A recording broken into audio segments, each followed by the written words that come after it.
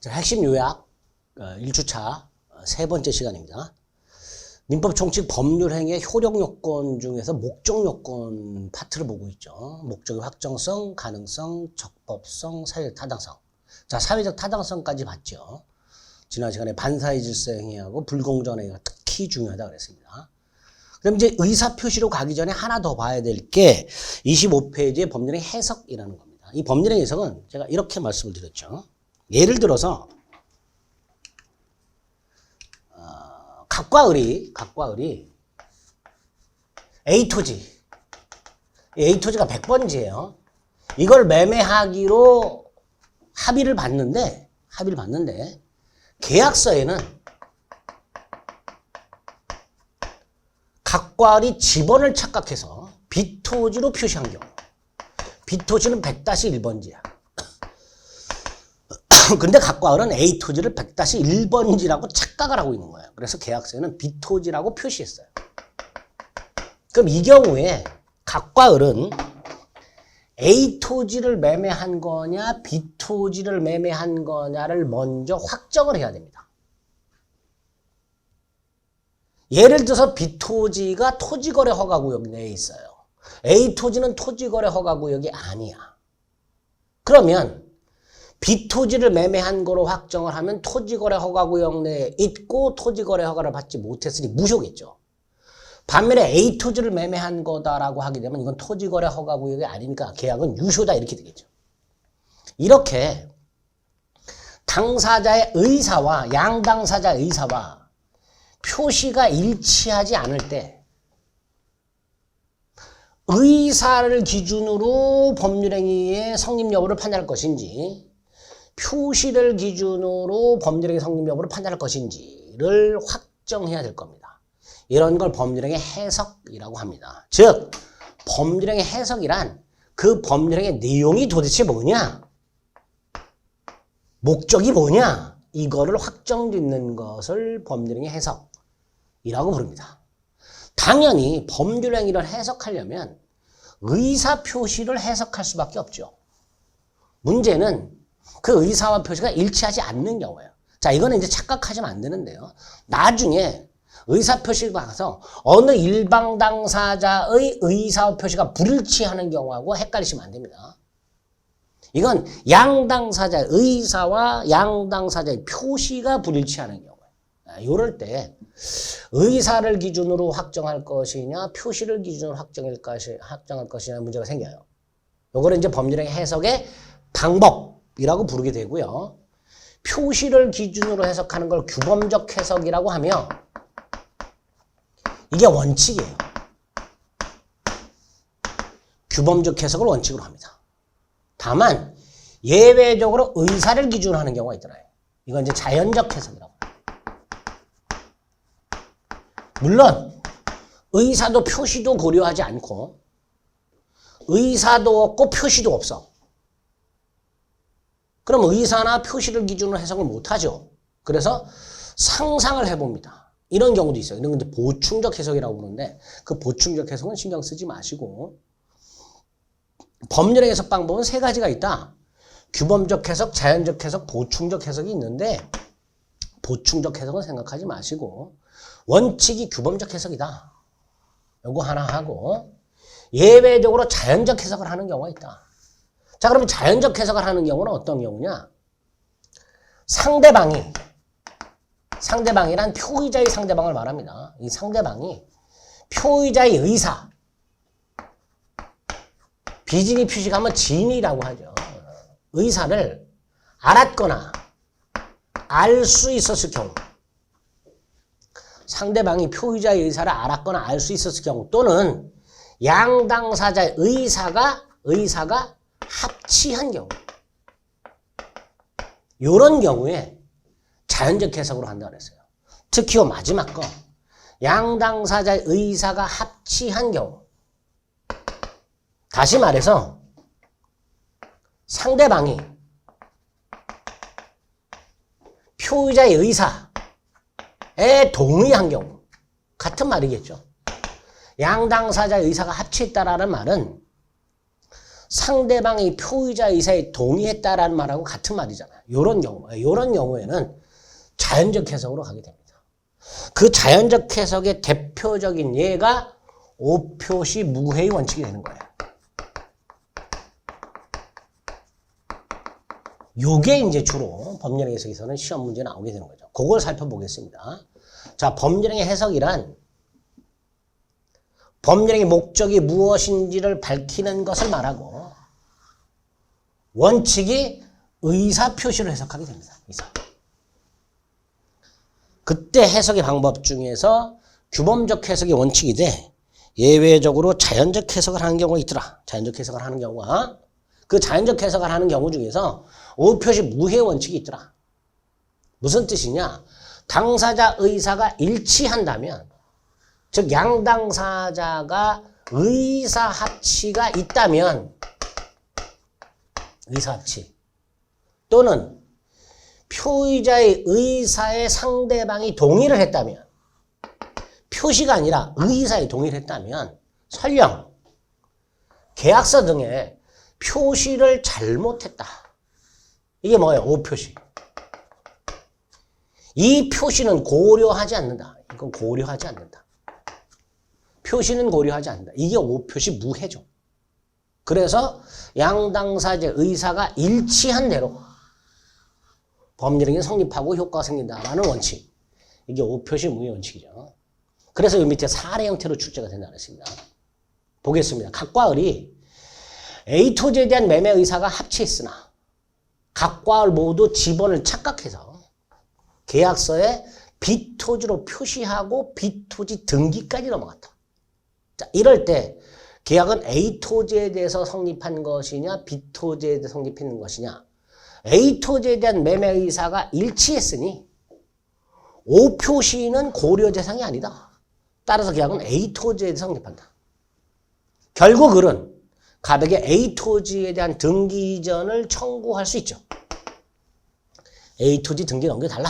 청구할 수 있게 됩니다. 두 번째, 의사만 고려할 뿐 표시는 고려하지 않으니까 착오 문제는 발생하지 않습니다. 따라서 착오 취소할 수가 없죠. 이것도 기억하셔야 되죠. 세 번째, B토지는 매매한 적이 없죠. 따라서 B토지에 대해서 을에게 소유권 이전 등기가 됐다. 당연히 그 등기는 무효죠. 그래서 갑은 을에게 B토지에 대한 등기 말소 등기를 청구할 수가 있죠.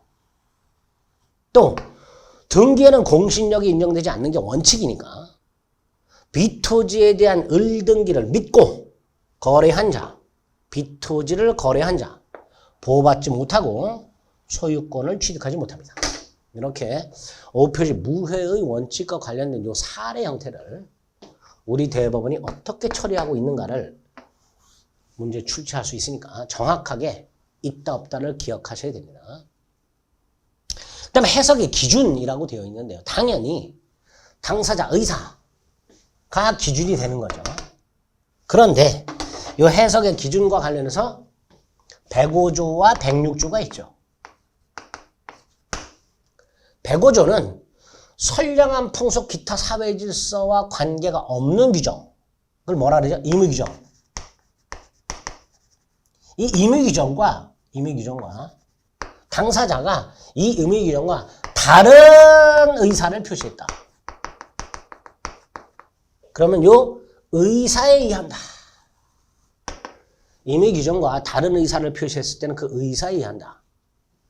예를 들어서 임차인은 비용 상환을 청구할 수 있다라는 임의규정과 다른 의사, 비용 상환 조건을 포기한다.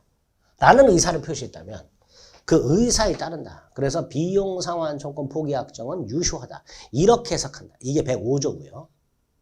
106조는 선량한 풍속 기타 사회질서, 임의규정과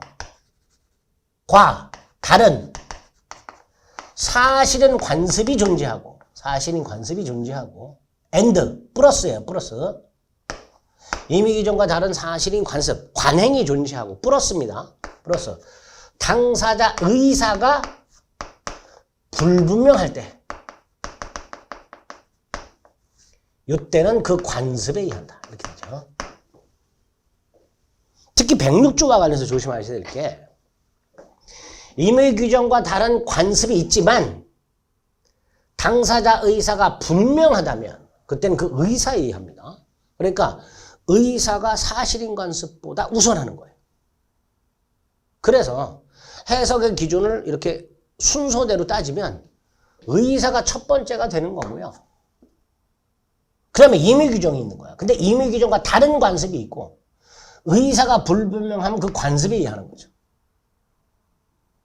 의사도 불분명하고 관습도 없을 때 임의 규정이 되는 거죠. 임의 규정도 없으면 부득 신의 성실 원칙에 가지고 해석을 해야 되겠죠. 105조 106조를 가지고서 해석의 기준의 순서를 정해놓은 거예요. 해석의 기준. 당사자 의사라는 건 목적을 말하는 거죠. 그래서 보통 순서대로 따져가지고 목사, 임신 이렇게 얘기하기도 합니다. 조심해야 될 거 다시 한번 조심해야 될 거 106조입니다. 임의 규정과 다른 관습이 있고 and 당사자 의사가 분명하지 않을 때 관습에 의합니다. 당사자 의사가 분명하다면 의사에 의합니다. 관습이 아니라. 그래서 법률행 해석의 기준과 관련된 105조와 106조도 좀 확인을 해 주시기 바랍니다. 25페이지에 가면 해석이 나와 있고요. 의가 나와 있습니다. 2번에 표준이 나와 있죠. 양가로 1번 말씀드린 거고요. 양가로 2번. 양가로 2번. 이건 뭐 몰라도 되고요. 양가로 2번은. 자, 3번. 법률행 해석의 방법 중에서 양가로 1번. 자연적 해석이 나와 있고요. 의의 동그라미 1번 두 번째 줄. 표의자의 내심의 의사를 밝히는 거다라고 돼 있고요. 사례 형태가 나와 있죠. 오표시 무회의 원칙. 요거. 조심해야 될 게 요겁니다. 착오 취소 못한다는 거 꼭 기억하셔야 됩니다. 자연적 해석은 착오가 적용되지 않습니다. 한 장 넘깁니다. 규범적 해석도 있고 보충적 해석도 있는데요. 뭐 몰라도 되고요. 자연적 해석 중에서 오표시 무효 원칙만 잘 좀 정리하시면 됩니다. 그 다음에 지금 여기는 없는데 이 법률행의 해석은 법원의 전속적 권한이죠. 법원의 전속적 권한이 됩니다. 법률행의 해석 권한은 법원의 존재예요. 법원에. 따라서 첫째, 1심이나 2심이 해석을 잘못했다면 대법원이 그 해석의 당부를 심판할 수 있다 없다? 있다. 1심 법원이나 2심 법원이 해석을 잘못했다면 예를 들어서 A 토지 매매 의사 합치가 있었어. 계약서에는 B 토지 잘못 썼어. 근데 1심이나 2심이 계약서에 써 있는 대로 B 토지를 계약한 거다라고 심판을 했어. 판결했어. 그럼 대법원이 야, 니네 잘못한 거야. 판결 다시 해. 이렇게 대법원의 심판 대상이 됩니다. 대법원의 심판 대상이 되는 게 법률 문제입니다. 법률 문제. 여기 하나가 있고요. 두 번째가 법원의 전속적 권리라고 그랬죠. 따라서 당사자가 매매 계약을 하면서 특약을 합니다. 뭐라고 특약을 해요? 문제가 생기면 매도인 해석에 따른다. 법률행위에 문제가 생기면 그 법률행위 계약은 매도인이 해석한 것에 따른다라고 특약을 했을 때 이 특약이 법원을 구속한다 안 한다? 구속하지 않는다. 네. 법원은 이 특약에 구애받지 않는다. 해석 권한은 매도인 해석이 따르는 게 아니라 법원의 해석이 따르기 때문에 즉 법률행위 해석 권한은 법원의 전속적 권한이기 때문에 설령 당사자가 특약을 통해서 매도인 해석에 따른다라고 특약을 했다 하더라도 그 특약은 법원을 구속하지 않게 됩니다. 이런 것들이 법률행위 해석에서 추가적으로 기억이 나셔야 됩니다. 요거까지 기억해달라. 이게 법률행위 해석과 관련된 내용이다 라고 생각하시면 되겠습니다. 자, 27페이지에 있는 빈출 핵심 지문 OX가 있습니다. 이걸 통해서 반드시 다시 한번 목적과 관련된 내용들을 정리해서 부족한 부분들을 다시 한번 복습하고 확인하고 계속 확인을 나가셔야 되는 거예요. 계속 확인하고 까먹으면 또 외우고 이런 식으로 시험 보러 가는 그때까지 계속 반복하는 거예요. 그럼 합격하는 겁니다. 그죠? 자, 이제 두 번째가 의사표시죠. 목적과 관련된 내용들 다 살펴본 거고요. 자, 우리는 지금 법률행위의 유효 요건이 뭔지를 살펴보고 있다 그랬습니다. 자, 목적 요건 살펴봤고요. 이제 두 번째로 살펴볼 게 법률행위의 필수 불가결의 요소인 의사표시 요건을 살펴보겠습니다. 자, 의사표시라는 것은 당사자가 원하는 것을 표시하는 거라 그랬죠. 그죠? 법률 행위의 필수 불가결의 요소가 되는 법률 사실이 의사표시라고 그랬습니다. 따라서 의사표시가 비정상적이라면 법률 행위도 무효 아니면 취소될 수밖에 없다고 그랬습니다. 의사표시는 당사자가 의욕하는 내심의 의사를 원하는 것을 말이나 행동을 통해서 외부에 표시하는 행위, 그게 의사표시다 그랬습니다. 법률행위 필수 불가결의 요소라 그랬죠. 자, 여기서 의사라는 건 뭔가를 원하는 거라 그랬잖아요. 그러니까 효과의사라고 하는 거죠. 표시는 인간의 행위로 나타나잖아요. 말로 하는 게 명시적인 거고요. 행동으로 나타나는 게 묵시적이죠. 그래서 표시행위는 명시적으로 할 수도 있고 묵시적으로 할 수도 있다. 이렇게 말을 하죠. 명시적으로 할 수도 있고 묵시적으로 할 수도 있다. 그 다음 효과의사는 두 가지가 있다. 당사자가 진짜 생각하고 있던 거, 속으로 생각하고 있는 거, 겉으로 드러난 거. 각각 내심의 효과의사와 표시상의 효과의사라고 부르게 됩니다. 내심의 효과의사는 표의자 입장에서 본 거예요. 아, 내가 생각한 거. 표시상의 효과의사는 상대방이 표시 보고 판단한 거예요. 아, 저 사람은 저걸 원하는구나. 예를 들어서 갑이 내심의 의사는 A인데 표시는 B라고 했을 때 상대방 을은 당연히 아, 갑은 B를 원하는구나 라고 생각할 수밖에 없잖아요. 그러니까 표시를 가지고 판단한 효과의사가 바로 표시상의 효과의사가 되는 거예요. 어쨌든 의사표시 구성 요소는 이렇게 효과의사와 표시행위로 나눠지게 되고 효과의사는 내심의 효과의사와 표시상의 효과의사로 나눠지게 되는데 이때 표시상의 효과의사가 효과의사의 본체가 됩니다. 두 번째, 표시행위는 말로 하는 명시적 표시가 있고요. 행동으로 보여주는 묵시적 표시가 있을 수 있다. 그래서 의사표시는 명시적으로 할 수도 있고 묵시적으로 할 수도 있다. 이렇게 보통 얘기하죠. 자, 중요한 게 이제 비정상적 의사표시죠. 법률행위가 유효하려면요. 그 법률행위 필수 구성 요소인 의사표시가 정상적이어야 된다 그랬어요. 자, 의사표시가 정상적이라는 게 두 가지죠. 의사와 표시가 일치하고 의사와 표시가 일치하고 그 다음에 하자가 없어야 되죠. 이게 정상적인 거죠. 의사와 표시가 일치하고 하자가 없다. 이게 정상적인 거예요. 그럼 비정상적이라는 것은 의사와 표시가 불일치하고 이걸 의사의 흠결이라 하죠. 의사와 표시가 불일치하는 것을 의사의 흠결이라고 합니다. 또는 의사와 표시는 일치하지만 하자가 있는 경우 이 두 가지가 비정상적 의사표시가 될 겁니다. 자, 먼저 의사와 표시가 불일치하는 것을 의사의 흠결이라고 부른다고 했습니다. 이 의사의 흠결은 의사와 표시가 불일치한다는 것을 의사를 표시한 사람, 의사 표시자 또는 표의자라고 하게 되는데요. 그 의사를 표시한 사람, 표의자가 자신의 의사와 표시가 불일치한다는 걸 알고 있는 경우, 이걸 의사의 의식적 흠결 이렇게 부르죠.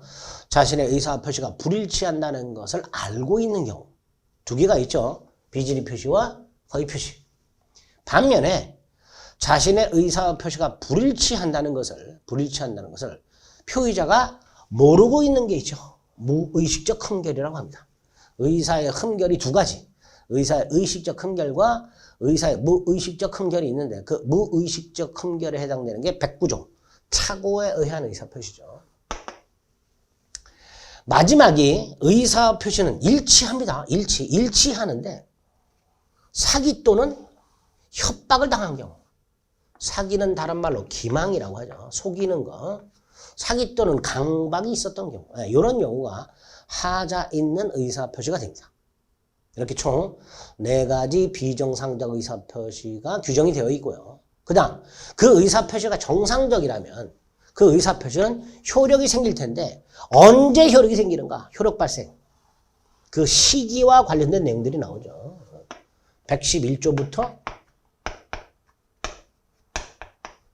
113조까지 111조부터 113조까지 의사표시 효력 발생과 관련된 내용까지 나오게 됩니다. 이게 이제 우리 시험범위에 있는 의사표시 체계다라고 생각하시면 돼요. 자, 이 중에 비정상적 의사표시가 4개가 있다 그랬고요. 진이 아닌 의사표시는 원칙이 뭐죠? 표시한 대로 그대로 효력이 있다. 다만 상대방이 표의자의 진이 아님을 알았거나 알 수 있었을 경우에는 무효가 된다. 이렇게 되죠. 반면에 허위표시는 상대방과 통정한 허위의 표시는 무효다. 그냥. 그 다음에 착오나 사기 강박은 유효하지만 취소할 수 있다. 취소하면 그때 처음부터 무효가 된다. 취소를 해야 무효가 되는데 언제부터 무효가 되느냐? 처음부터 무효가 된다. 자, 이렇게 되어 있고요. 공통적으로 누구에게는 대항을 못한다. 선의의 제3자에게는 뭐 하지 못한다? 대항하지 못한다. 선의의 제3자에게는 대항하지 못한다. 자, 여기서 특히 108조 허위표시의 제3자 아주 중요하죠. 108조 2항의 선의의 제3자에 해당하는 자, 해당하지 않는 자 구별하는 거예요. 굉장히 중요하죠. 이런 것들이 의사표시의 기본적인 체계다라고 생각하시고 늘 얘기합니다. 이렇게 뼈대를 잡고 하나하나 살펴보면 되는 거예요. 우리 28페이지에 보면 서론에 의사표시 규정은 어디에 적용되는가? 원칙적인 거 생각하시면 되죠. 특히 양가로 2번, 양가로 3번. 공법상의 행위나 소송행위에는 적용이 안 된다. 특히 소송행위. 어디서 나오죠? 사기 강박에 의한 소취하. 착오에 의한 소취하. 취소할 수 있다 없다? 없다. 소송을 취하하는 것은 법원에다가 소취하서를 제출하는 거예요. 법원을 상대로 하는 공법상의 행위, 소송행위입니다. 그런데 이 소취하가 착오나 사기, 강박에 의한 소취해가 있었어. 취소할 수 있냐? 못한다. 그래서 민법상 의사표시의 규정을 원칙적으로 개인과 개인 간의 재산상 법률행위에만 적용되는 것을 원칙으로 합니다. 그거 확인한 다음에 29페이지 비진의 표시를 살펴보겠습니다. 목차가 좀 많지요. 비진의 표시가 뭐냐? 비진의 표시는 어떤 경우에 성립하는가? 성립 요건. 비진의 표시가 되었을 때 그 효과는 뭐냐? 그리고 비진의 표시는 어디에 적용이 되느냐?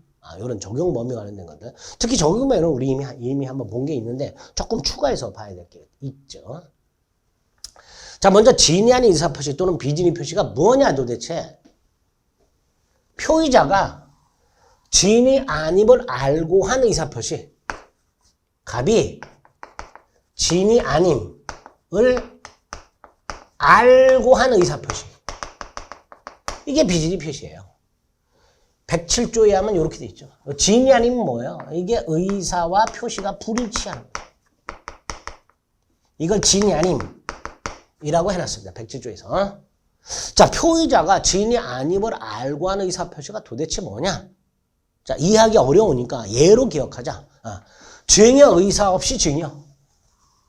사직의 의사 없이 사직서 제출. 이게 비진의 표시다. 즉 무슨 의사 없이 뭐뭐 하는 경우. 무슨 의사 없이 뭐뭐 하는 경우가 비진의 표시다. 거짓 증여, 거짓 사직서 제출. 증여 의사 없이 증여하거나 사직의 의사 없이 사직서를 제출하거나. 자, 특히 이 거짓 증여. 간혹 사례 형태로 나오죠.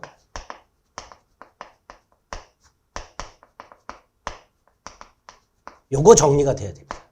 거짓 증여.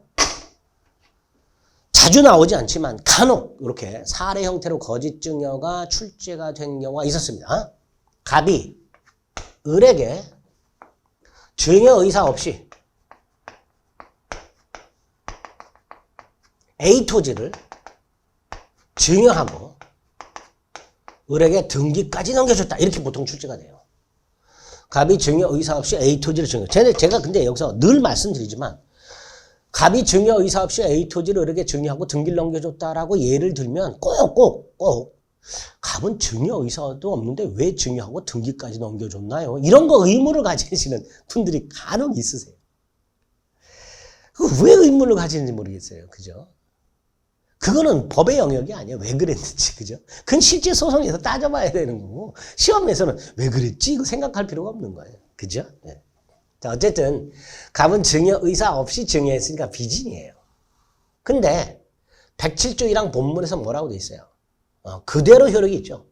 표시한 대로 효력이 있다 그랬으니까 이 증여는 원칙 유효한 거예요. 증여가 유효하니까 등기도 유효가 되는 거예요.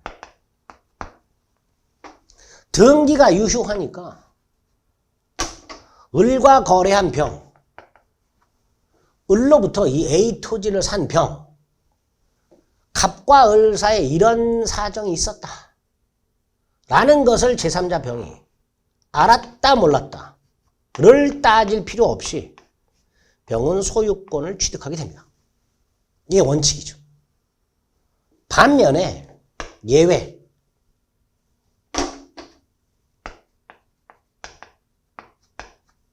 비진이 표시가 무효가 되는 경우가 있죠.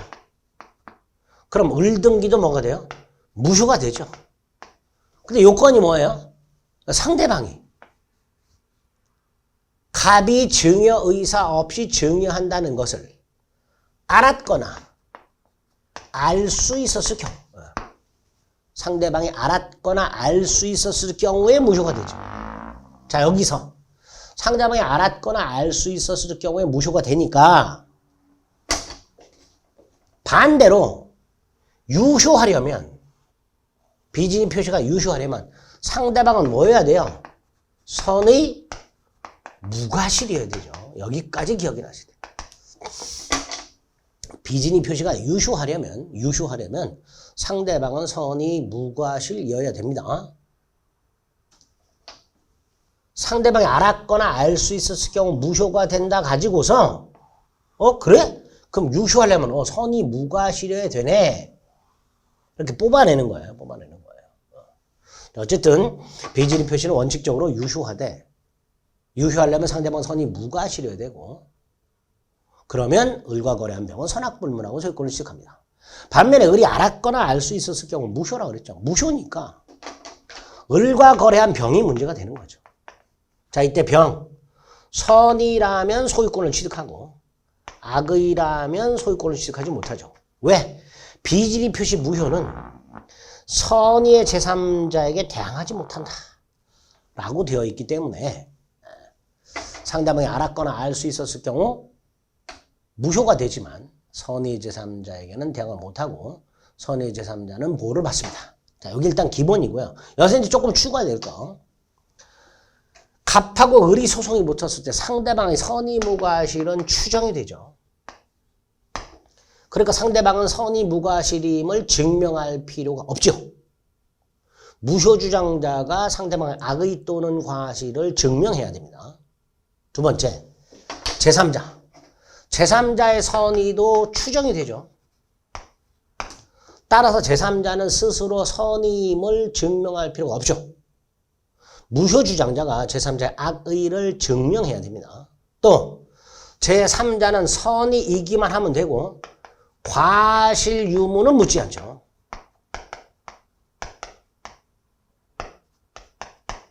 제3자는 선의이기만 하면 과실이 있든 없든 뭐가 됩니다.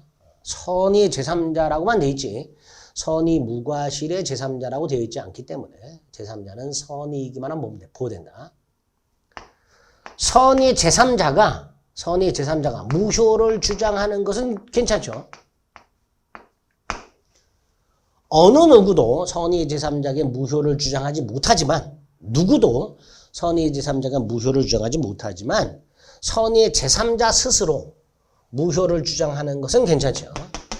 마지막 선의 제3자와 거래한 전득자. 선의 제3자와 거래한 전득자는 선악불문하고 보호가 되죠. 이건 연폐물의 법칙이라고 한다 그랬습니다. 선의 제3자와 거래한 전득자는 선악불문하고 보호를 받게 됩니다. 이런 것들이 비진의 표시 사례 형태로 나왔을 때 출제가 되었을 때 나올 수 있는 지문들입니다. 사례 형태로 좀 기억을 해두시고요. 자, 비진의 표시 의의를 받고 의의와 관련해서 거짓 증여나 거짓 사직서 제출이 있다고 그랬고 거짓 증여와 관련된 사례 형태로 비진의 표시를 어떻게 처리하는가를 물어본다 그랬습니다. 그거 정리해 드렸고요. 자, 비진의 표시가 성립하려면 당연히 의사표시는 있어야 되죠. 의사표시라고 볼 수 없는 거, 잠꼬대. 또는 연극 배우가 연극 무대 위에서 한 대사, 명백한 농담. 이런 것들은 의사표시가 아니니까 비진의 표시도 될 수가 없는 거예요. 두 번째, 의사표시가 불일치해야 되는데요. 107조에서는 의사를 진의라고 해놨죠. 여기서 진의의 뜻. 요게 중요하죠. 자, 비진의 표시에서 말하는 진의란 표의자가 진정으로 마음속에서 바라는 사항을 뜻하는 것이 아니라 진정으로 마음속에서 바라는 사항을 뜻하는 것이 아니라 특정 의사를 표시하고자 하는 표의자의 생각을 말한다. 반드시 기억해야 되죠. 표의자가 진정으로 마음속에 바라는 사항을 뜻하는 것이 아니라 특정 의사를 표시하고자 하는 표의자의 생각을 말한다. 꼭 기억해야 되죠. 따라서 강박에 의하여 재산을 강제로 뺏긴다는 것이 본심이라 하더라도 일단은 증여를 하기로 하고 증여를 한 이상 비진의 표시라 할 수는 없다. 세 번째, 당시 상황에서 최선이라 판단하고 의사를 표시했다면 역시 비진의 표시라 할 수는 없다. 그래서 네 번째, 대출을 받을 수 없는 갑을 위해서 을이 자기의 이름으로 대출을 받은 경우 비진의 표시라 할 수는 없다. 판례, 비진의 표시에서 말하는 진의와 관련된 그 판례 반드시 여러분들이 이해, 암기해 두셔야 됩니다. 지금 제가 말씀드린 게 기억이 안 나는 분들은 기본 강의 반드시 다시 한번 들어보셔야 돼요. 거기서 설명 다 해드렸어요. 네 가지. 특정 의사를 표시하지 않은 표의자의 생각. 강박을 당해서 뺏긴다 생각하더라도 비진의 표시가 아니다. 당시 상황에서 최선이라 판단했다면 비진의 표시가 아니다. 그래서 대출을 받을 수 없는 자를 위해서 갑이 을이 자기의 이름으로 대출을 받은 경우 비진의 표시라 할 수는 없다. 네 가지 꼭 기억하셔야 됩니다. 자, 세 번째 요건이 당연히 의사를 표시한 사람이 자신의 의사 표시가 불일치한다는 것을 스스로 알고 있어야 되죠. 알고 있을 것. 자, 네 번째는 뭐예요? 비진의 표시한 이유 또는 동기. 같은 말이죠. 왜 비진의 표시했는가? 왜 거짓으로 증여했고 왜 거짓으로 사직서를 제출했는가? 그 이유, 동기 묻지 않는다. 고려 대상이 아니다. 여기에 비진의 표시 성립 요건과 관련된 것들이죠. 특히 진의의 뜻을 반드시 기억해 두셔야 됩니다. 자, 비진의 표시가 성립하게 되면요. 원칙적으로 유효하다고 그랬죠. 따라서 사립대 교수가 무리를 일으켰는데 잠시 소나기를 피하기 위해서 사직의 의사 없이 사직서를 제출한 경우 그 사직서 제출은 원칙적으로 유효하다. 다만 상대방이 알았거나 알 수 있었을 경우 무효다. 근로자가 회사 방침에 따라서 구조조정을 하고자 하는 회사 방침에 따라서 일괄해서 사직서를 제출했을 때 그 사직서 제출, 거짓 사직서 제출이죠. 사직의 의사 없이 일괄 사직서 제출했습니다. 이때 그 일괄하여 회사 방침에 따라 제출한 사직서, 비질이 표시죠. 근데 회사는 회사 방침에 따라서 근로자들이 사직의 의사 없이 일괄하여 사직서를 제출한다는 사실을 알고 있죠. 따라서 그 사직서 제출은 비질이 표시고 무효다. 이렇게 되죠. 비질이 표시고 무효다. 다만 비질이 표시가 무효라 하더라도 누구한테는 대항을 못한다. 선의의 제3자에게는 대항하지 못한다. 그 의미는 사례 형태에서 말씀을 드렸습니다. 비질이 표시 적용 범위. 당연히 단독행위, 재산상 단독행위도 적용이 되고 계약에도 적용이 될 텐데 특히 단독행위 중에서 상대방 없는 단독행위. 예를 들어서 동산, 소유권, 포기, 의사 없이 동산 소유권을 포기. 동산 소유권을 포기할 의사 없이 동산 소유권을 포기한 경우 무슨 의사 없이 뭐뭐한 경우 비진이죠. 비진이고 상대방 없는 단독행위죠. 이런 상대방 없는 단독행위 비진이 표시는 107조 1항 단서는 적용될 여지가 없지요. 107조 1항 단서는 적용될 여지가 없습니다. 107조 1항 단서가 뭐예요? 상대방이 알았거나 알 수 있었을 경우에 무효가 된다는 게 적용될 여지가 없어요. 왜? 상대방이 없으니까. 따라서 상대방 없는 단독행위가 비진이 표시인 경우에는 107조 1항 본문만 적용돼. 본문만. 따라서 뭐라고 얘기해야 돼요? 언제나 유효. 이렇게 돼요. 107조 1항 본문만 적용되니까 언제나 유효 이렇게 됩니다. 107조 1항 본문만 적용되므로 언제나 유효가 됩니다. 그죠?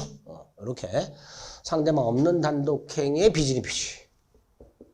107조 1항 본문만 적용되기 때문에 언제나 유효. 기억하시고 대리권 남용에 비진이 표시가 유추 적용된다는 것도 잊지 마세요. 대리권 남용이 뭐였었죠?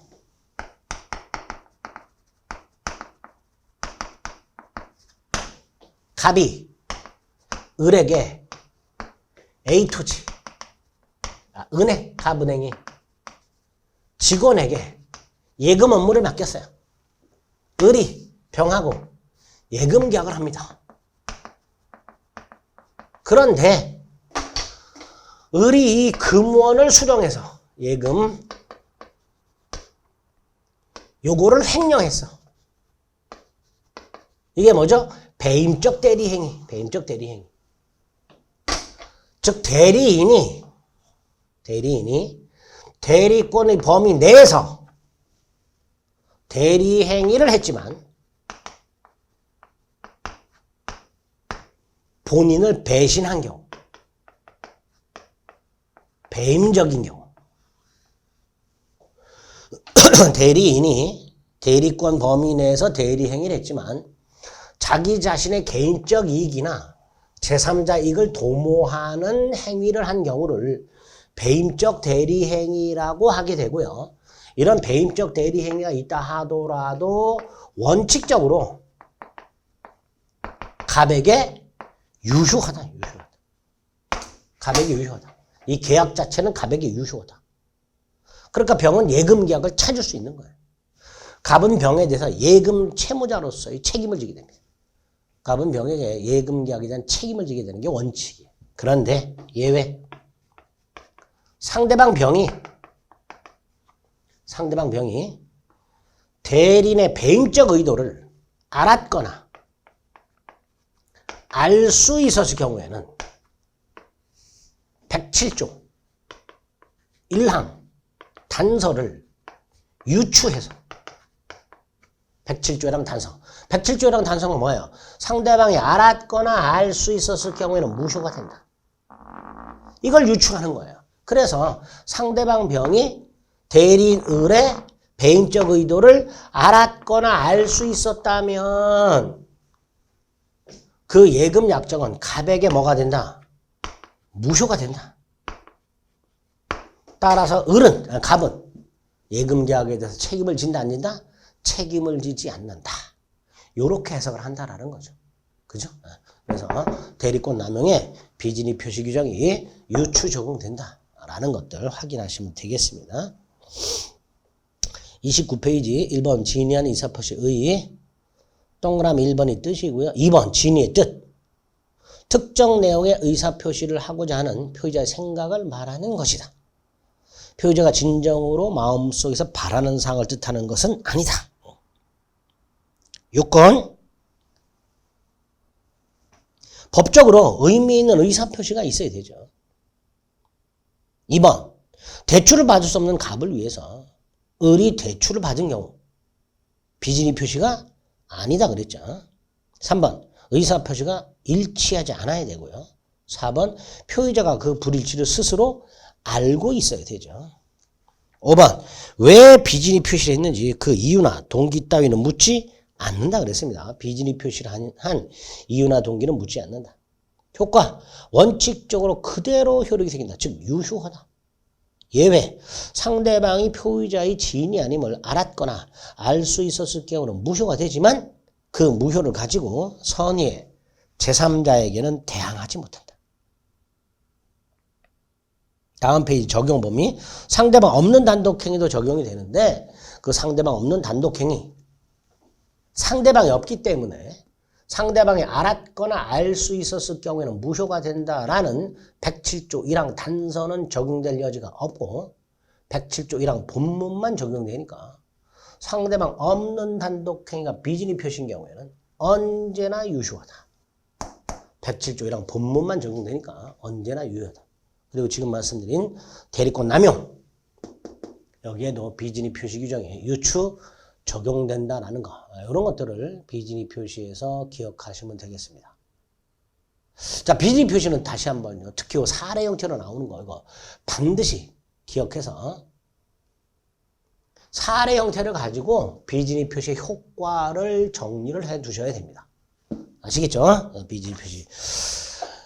비정상적 의사표시 중에서 가장 출제 빈도가 떨어지기는 해도 출제가 됐을 때 수험생들 좀 괴롭혀요.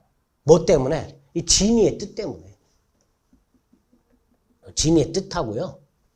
그 다음에 이렇게 사례 형태로 나왔을 때 원칙과 예외가 있기 때문에 허위 표시는 그냥 무효로 처리하면 되는데 비진입 표시는 원칙이 유효하고 예외가 무효가 되기 때문에 이렇게 사례 형태로 나왔을 때 두 가지 경우의 수로 나눠서 지문들을 확인해야 되기 때문에 수험생분들이 조금 어렵게 느껴지는 경우가 있습니다. 그러니까 목차 이렇게 잡고 중요한 것들 체크해서 특히 진의 뜻하고 효과와 관련해서 요 거짓 증명을 요 사례 형태로 기억을 해 주시고 그다음에 적용 범위가 특히 대리권 남용에도 유추 적용될 수 있다라는 거예요. 그런 것들을 비진입 표시에서 확인해 주시면 되겠습니다.